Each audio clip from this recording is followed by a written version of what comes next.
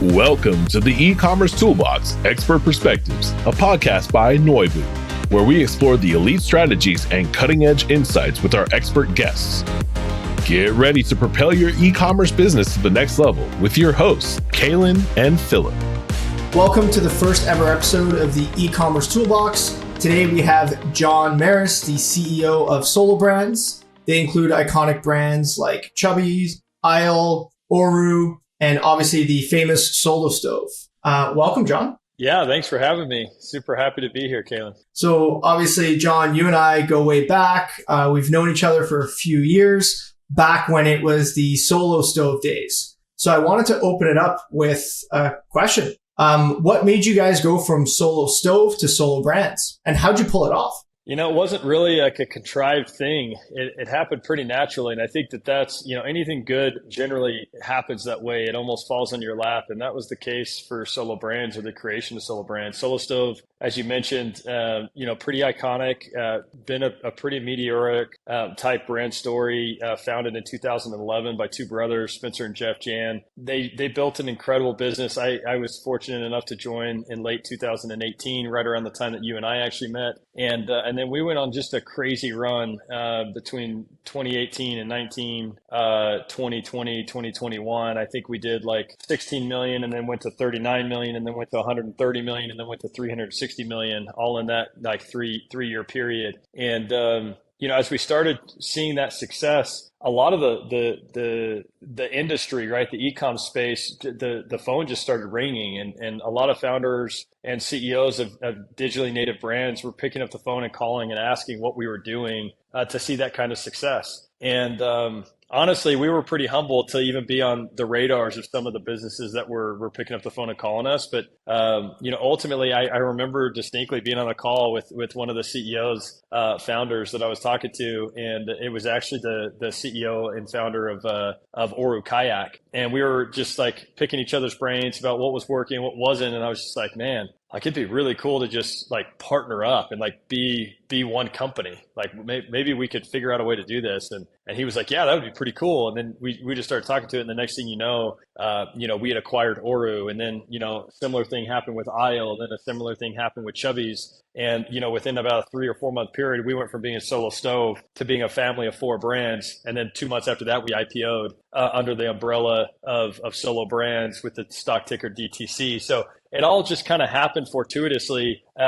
But I'll tell you the key, and we'll talk about this probably as we go through the podcast a little bit today. But the key to the whole thing, and the reason that you asked, like, how did you pull it off? We pulled it off by being profitable, by actually generating free cash flow and profit. Because obviously none of that happens if we don't have that type of financial profile as a business. So we were well positioned to be able to make acquisitions and to create this platform because of our economic model. Well, and I think if you look at the state of just investing in e-commerce or SaaS now, profitable is kind of the topic du jour now. And it sounds like you guys were doing it back in 2018 when it might not have been that cool. And definitely it wasn't cool in 2020 when everything was popping off. So it sounds like you guys were early to the party on that one. Yeah, I mean, listen, for many years, debt was free. The interest rates were basically zero. And so there wasn't a lot of incentive for business owners and entrepreneurs to be profitable when you could just go ahead and get cash for free and grow at all costs. Fortunately, the founders of Solo Stove kind of ingrained in me when I joined, and they had lived this from the very beginning. They didn't have the luxury of raised capital. They founded the business with $15,000 in their garage, and every dollar that they invested in the business was dollar that they generated from the business, and that has continued really since 2011. So all I did was kind of pay homage to and stay true to what Jeff and Spencer had built, and it did pay off dividends when the markets flipped and when interest rates all of a sudden weren't 0%. So it's put us in a really strong financial position. Makes a lot of sense. That actually takes me to my second question. Like, what are some of your e-commerce principles? And I remember early conversations that you and I had around return on ad spend and all these metrics that I'd never heard of before. But what are kind of some of your guiding principles that maybe you had back in the day when you guys didn't have a 50, 100 million in the bank account? You guys might have had maybe enough for 3 payroll runs. Like, what are kind of some of those principles that not only you followed, but you instilled in the team? Yeah, I mean, I think, first a penny saved is a penny earned. I think, I'll use some cliche, old school quotes here, as we start going into it, but every dollar that you save is a dollar that you've earned, and a dollar that you've earned, depending on your financial profile, is really like $3 to $4 that you've sold, because at the end of the day, you sell for your, whatever your revenue is, and then you have your EBITDA or your net income or whatever your profit is. So every dollar you save, it's really like 3 or 4 times that, depending on your EBITDA profile, that you actually would have had to sell. Or if you have 10% EBITDA, just think about it this way. If I save $100, then if I had 10% EBITDA, I would have had to sell $1,000 to get that $100. And so scrutinizing every dollar is really, really important. And you know this all too well from our very first introductions, because I was just so, it was painful to me to spend $1, because I knew if I spent that $1, I had to be able to sell whatever amount to make that $1 back. And it was more than just selling $1. I had to sell a lot more than $1 to get that $1 back. And so I've always scrutinized every dollar we've spent. I think that's number one. And I think number two is not that far different from it, which is that you have to sell your product or your service for more than it costs you to make that product, right? Like if you are selling the product, if your cost of good and your customer acquisition cost, if those two combined are more than what you're selling the product for, you're losing money. Like, that doesn't work. That's a losing model. And so, just very simply put, I think our keys to e-com are scrutinize every dollar spent and recognize that if you spend $1, you've got to have some, you said the term ROAS, you've got to have some return on ad spend, or I just say return on spend, ROS. And secondly, just make sure that you're generating, you have a model where you're able to generate more revenue than cost on singular transactions when you're interacting with customers. And if you can do those two things, you at least have a fighting chance at building something really special. And you know what? I do remember, I do remember all of those early negotiations. You taught me a lot. For those listening, John was one of the first customers on our platform way back, would have been probably in 2018.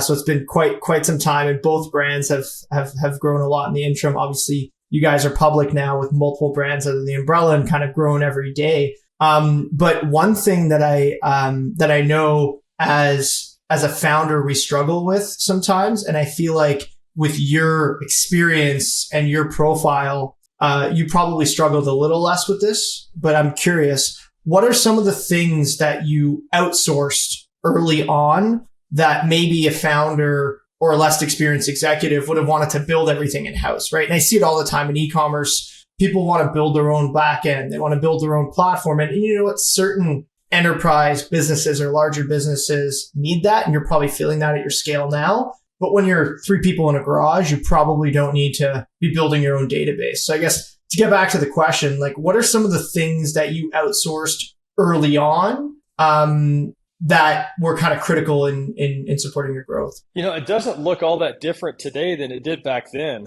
I've said for years, really ever since I got to solo, that we were not going to be a technology company. We're an e-commerce business, but we're not a technology company. And the challenge with companies that want to become a technology company is that technology is, as you know, way better than I do. It's just ever evolving. It's ever changing. And if you're not innovating in technology, then you're ultimately going to be behind, like within weeks or months, certainly within years. What we were going to be was just a phenomenal brand. And we were going to have products that really enhance people's lives. And that product wasn't the technology. It wasn't the website. It wasn't where people shopped. It was the product itself and the experience that they had with our brand. And so we just made the decision early on that we were going to partner with the technologists that we believed could deliver that customer experience that we were looking for, that could enhance the shopping experience, enhance the product experience, the unpackaging experience, anything that basically made it easier and faster and less time consuming for a consumer to interact with our brand. We wanted to partner, outsource those things, and then basically control, insourced all the things that we felt like we could do the best. Technology was never one of those things. And so when we found partners like Noibu, that could come in and help us with error detection, or a partner like Shopify or BigCommerce, which we use both for different brands inside of our portfolio. Those are the things we decided to do as a business, rather than go and try to build our own stack and have our own internal servers and hire our own engineers, because we just felt like it was going to be a constant chase where we were just chasing people that were actually better and better resourced than us at building that technology. So those are the things that we tended to outsource, was more technology based. And then what we tended to insource was more human capital based things. So creative, as an example, we insourced. So we have basically done most of our own creative work, all of our e-com execution in terms of running our own ads, making adjustments on our website for pricing, making those types of changes, basic type stuff.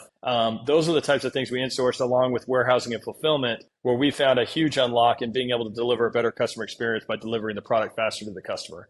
Yeah, I think it makes a lot of sense. And I think one thing that I've heard either directly from you or in one of your previous podcasts is you guys really want to be the product experts, and the technology you develop is your products. It's having the best actual products versus trying to rebuild an e-commerce platform when there's already 5 or 6 Goliaths out there kind of trying to fight it out. So I think that's actually really, really valuable advice. Quick question on the fulfillment side. So I heard you touch on it, and I've been privileged enough to see the operation that you guys have going now. And I saw the original operation back in the day, and I see it now, and it's grown so much. Maybe talk to me a bit about why you guys decided to invest in the technology that you guys invested in, and what problem were you solving in kind of moving from warehouse A to warehouse B, but then also investing in all that automation? It all goes back to the customer. It all goes back to customer experience. It's turned out that we're able to do it very profitably. We've been able to save money, but that wasn't why we did it, which is sometimes what people believe when they first see it or experience it. The reason that we've done what we've done is because we were getting feedback really early on that customers were having a poor experience receiving the product. So either they were receiving the wrong product, they were receiving a damaged product, or they weren't receiving the product at all. And those 3 things were major pain points for us when I first joined the business, particularly because they loved the actual product itself. So it would pain me to read a bunch of 5-star reviews and everybody's loving the product, and all of a sudden there would be a 1-star review and it would be like, I never got my product, or I got a damaged product, or I got the wrong product, and realize that they hadn't even used our product yet and they were giving us a 1-star review. If there was anything I could do to control that process to where I could flip that around and I could get our customers to give us a 5-star review before they even used our product, just like they were giving us 1-star reviews before they were receiving the product, that would be an unlock. I had this intuition, this gut feeling that I could really change the game. And so in 2018, we insourced all of our fulfillment. We opened up our own warehouse. We started putting labels on boxes ourselves. To this day, even with all of the scale that we've had, every order on our website that's received by 5 p.m. local time ships that day. And so we went from 1-star reviews on the shipping experience to customers receiving the product sometimes 12 hours after they hit submit on the order. And they're like, holy smokes, like this is the most incredible thing. It's like magic. Like I checked out on the site, the product showed up at my door. And I just realized that we had unlocked something really special. I really recognized that when about 3 months in, we started looking at the financials and realized that we're saving a ton of money doing it ourselves versus outsourcing it. And so, that's been a big differentiator for us. And as we built this platform you talked about at the beginning and brought other brands in, we've been able to take that expertise in warehousing and fulfillment and ultimately just apply it to any of the brands inside the portfolio, including Chubby's, which, by the way, has a much bigger SKU count than the rest of our businesses, and also higher order counts, as you can imagine, because they're smaller AOVs or smaller average order values. But we've been able to keep up with that via innovation. I think one of the things you and I were talking about before the podcast started was the robotic operation that we have, but we actually have robots that assist with the fulfillment for all of the Chubby's orders, which allow us to scale and ship out millions of orders on an annual basis and do it on time. Yeah. And that was actually part of my next question is, it sounds like you solved the problem at Solo Stove, right? I'm assuming when you acquired all these brands that are different life stages and a different head count, you got probably a mixed bag, right? Like, how did you unify that? And how did you make that kind of a singular experience? So whether I'm buying a pair of shorts on Chubby's, which I've done multiple times, or you're pizza oven, which I bought for my my father and mother-in-law, which they use all the time. How did you make that kind of like that singular seamless experience? Honestly, it's just having the right team in place and applying the same principles, right? So the principle behind it, regardless of whether it's swim trunks or whether it's a pizza oven or whether it's a paddleboard or a kayak or now an indoor fire pit, it doesn't really matter because the principle is deliver a wow experience to the customer. And if we can do that, regardless of the product, then ultimately we're winning. And that's what our operations team focuses on. So they don't think about it in terms of, what type of product is this? They think about it in terms of what are the customer expectations and how can we ensure that we're exceeding those expectations, and then go build the operations around doing that. And so that's where the robots came in for Chubbies. We couldn't fulfill Chubbies the way we fulfilled Solo Stove and still deliver the same customer experience. So rather than them going, well, this is how we operate, and so they're going to have to fit into our model, we said, what is the customer expectation and what is that experience supposed to look like? Now let's go figure out the right operations process to make sure we can deliver that, and ultimately got to the place where we realized robots were going to be the best way for us to be able to do that at scale. So what is your assumption around the customer journey? Like, without naming any other kind of large e-com brands at least on my end, like, do you think customer expectations have changed from kind of, let's say, when you got into Solo Stove in 18 to now? Like, did you see during COVID, like, the expectation change? And I guess what I mean by that is like people expect it in a shorter time frame. They expect X, they expect Y. Like, did you see that meaningfully progress, or did you just kind of always take the same stance on that? I think that we've seen customer expectations change. I don't know that it's changed the way we operate. I think I've always had this kind of golden rule mentality, like do unto others as you would have people do unto you, and just treat people right. Like, treat them like you would treat it if your mom was making the purchase on your site. Like, if your mom had the type of experience this customer was having, what would you do for your mom? And if you think about it through that lens, it's not that difficult. And the reality is when you treat people like you would treat your own mom, they love you. Like, they refer you to their friends. They come back and they shop more. And so it's hard to do it in practice because there's always, bad actors out there that take advantage of that. And, we've seen it with returns and people, saying they didn't get their package when in reality they did. And we ship them another one and then they sell the other one on Marketplace and all the different things. Like you see it, right? Like, that happens and you get taken advantage of. But I'd say that genuinely and generally, people are good. Like, people are good the vast majority of the time. And so we've just chosen as a brand, as a business, to take as good a care of people as we possibly can, even when we don't have to, even when they're taking advantage of us, and hoping that in so doing that our brand creates a reputation amongst our customers this is a brand I want to participate with. This is a brand I want to come back and shop with. This is a brand that I want to refer to my friends and gift to my friends because it's that good. And ultimately, I don't think that has changed, even though I do think that the state of the consumer and their expectations has definitely gone up. Like, the bar continues to raise with customer expectations, both in terms of what your business does for them, as well as the way that your business should behave and should act in the world. Like everything is harder in that regard. There's just information is easier to come by. There's no secrets.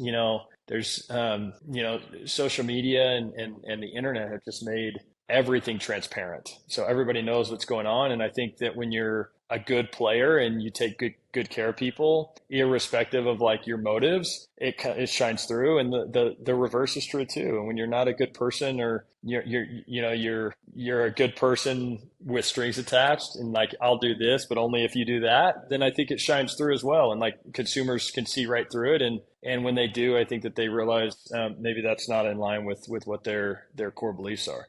I think that makes sense. And like, how do you measure these things? Like, how, as an executive, obviously you're a super busy person. You got a family, you got kids, you're managing all these brands. I'm assuming you're not, you don't have a ton of spare time to kind of dive too deep into these things. What are some of the high level metrics? Obviously, now that you guys are public, you're looking at revenue, you're looking at profitability. What are some of the high level metrics that you look at to effectively understand that you're still on the right path that you were 2-3 years ago, relative to making sure that at scale, you guys are treating your customers like you treat your mom?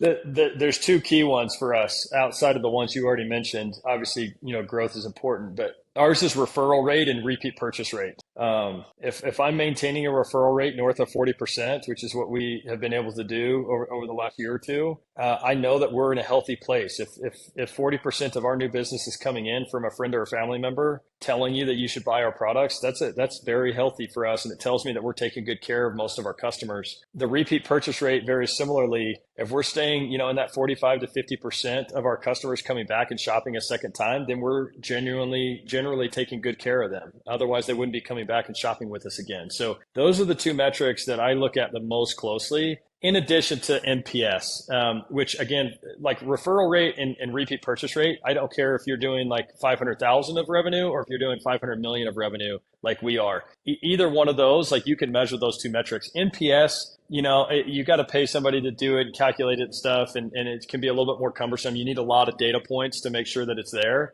But even for smaller brands, repeat purchase rate and referral rate is a good way to gauge, are you doing a good job at really taking great care of your customers?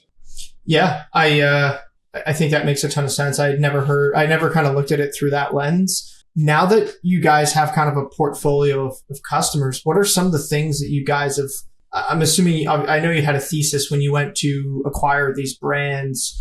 I know that you're really looking at building kind of a portfolio of lifestyle brands. How are you ensuring that there's kind of synergy and cross-pollination across the brands while also respecting like the unique identity of those brands? Yeah, it's finding the commonalities of the things that they can share and they can benefit from, but recognizing too that these brands, like we invest in these brands because they're great. Like we don't buy fixer-uppers, right? That hasn't been our model. And so staying out of their way has been really important and making sure that they are able to stay true to who they are. The best way that we've done that is by being careful with what we centralize and what we leave with the brands themselves. So in the case of centralization, we've centralized finance, we've centralized the warehousing and fulfillment operation. And then we've started doing some centralization around digital product itself. But when it comes to product, brand, customer service, sales, those things stay with the brand themselves, and those are managed by a brand leader or brand president. So it's just been being careful with what we centralize versus what we leave alone with the brands that's led to our success. So kind of like centralize the mundane, repeatable things that should be potentially centralized, and then the more creative things that give you kind of that edge. You don't want to strip away that creative freedom, basically. That's right. Yeah, makes sense. John, what are one thing that you think e-commerce brands should stop doing? Growing at all costs. Full stop. Growing at all costs, stop. Right? Mic drop moment. Stop growing at all costs. Grow healthy, be profitable, figure out a profitable model, but stop, for goodness sakes, at growing at all costs. There's this nasty stigma in the world around D2C brands, which is they know how to grow, but they don't know how to generate profits. And, we're debunking that. Obviously, we've been profitable since we started. We're still 80% direct to consumer. You don't have to be unprofitable to be direct to consumer or be e-commerce, to be digital. You can be very profitable doing it, but you've got to fix your model. You got to fix your business first. So just stop growing at all costs. Grow healthy, but grow profitably. And I might already know the answer to this question, maybe the people listening as well, but what's easier to fix? A company that's growing quickly, unprofitably, or a company that's growing profitably, but not quickly? A company that's growing profitably, but not quickly is a healthy business. And so there's a lot that you can do there to go and lean into growth, because you can make investments because you're actually generating profits. I think it's very challenging to go the other direction, because everybody just believes if I just keep growing, eventually I'll find scale. And when I find scale, I can be profitable. But the reality is, and you've seen this, I mean, you've worked with a lot of businesses. You've had a lot of clients, in fact, of yours come and go. And my guess is that one of the biggest common denominators of clients that go is that they were hoping to reach some level of scale to where they could turn profitable, and they never got there. And so ultimately, they didn't have a business that they needed error protection software for anymore. And so ultimately, they were gone. And that's unfortunately been the reality of the last 18 to 24 months, is that a lot of D2C businesses that had never figured out how to be profitable when it was easy, all of a sudden in a hard environment figured out it was an impossible task, and ultimately had to shut their doors. And it's a pretty sad thing, because there's a lot of great businesses out there that we don't have anymore because of that. I agree. And I think even to your point, I've seen it with certain customers in D2C. They're high flying, they're spending money left, right, and center. And then you get the bankruptcy notice. And actually they still go to my parents' house, which is kind of funny. We have obviously our office, but for whatever reason, some mail still trickles there sometimes. So you get them. And to your point, there's a lot of companies that have raised $100 million in the last 2 years, and we're getting Chapter 11 notices. It's not super common, but to your point, it's a bit unfortunate. Last question before we wrap up. If you can go back in time before the website launched, what would you change about it? About the website? Oh, man. I don't know. I guess I would just, what I would say is I would look at the website. I would think about the website development through the lens of the shopper, through the lens of the customer, and make it as easy as possible for them to get from I find the product to checkout, like completed checkout, and try to take out as much of the noise and the friction in between. I think that's unfortunately, what's awesome about technology is also what I hate about technology is that sometimes it overcomplicates things and makes them more complex than they need to be. And I think there's a lot of sites that I'm on, some of mine included, that just don't have nearly the simplicity or the simple shopping experience that they should have for the customer experience. Makes sense. As we're closing off, is there any advice that you want to give to any e-com professionals, any VPs, C-levels, directors of direct-to-consumer e-com brands? You're kind of the GOAT. I find sometimes I scroll on Twitter, this is not even a joke, and I see your name and D2C brands, and I'm like, I actually know this guy. If I wanted, I could text him right now. And he always answers, which is really impressive. So, any advice?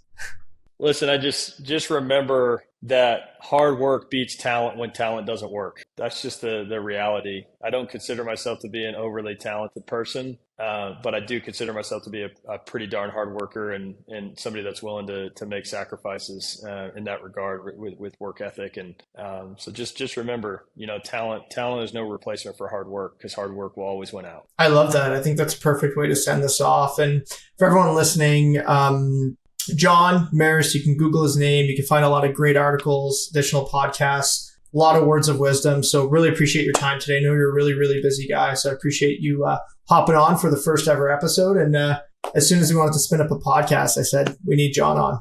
Hey, I'm honored to be the first one. I can't believe you called me. So I appreciate it, Kailin. Good to be on with you. Awesome. We'll chat soon. Thanks, everybody. The Ecommerce Toolbox Expert Perspectives is brought to you by Noibu. To find out more about Noibu and how we can help you debug your e-commerce site and rocket your revenue, visit www.noibu.com. That's Noibu.com. And then make sure to search for the Ecommerce Toolbox Expert Perspectives on Apple Podcasts, Spotify, Google Podcasts, or anywhere else podcasts are found, and click subscribe so you don't miss out on any future episodes. On behalf of the team here at Noibu, thanks for listening.